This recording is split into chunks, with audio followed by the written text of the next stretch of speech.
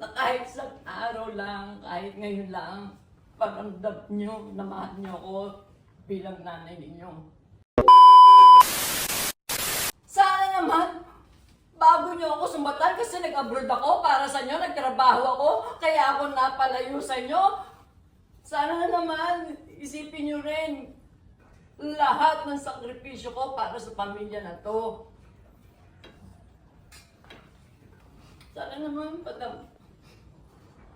padaman nyo sa akin na kahit sa araw lang, kahit ngayon lang, paramdam nyo na mahal nyo ako bilang nanay ninyo.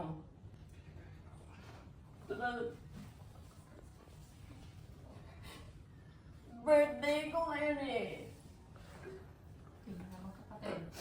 Birthday ko naman eh.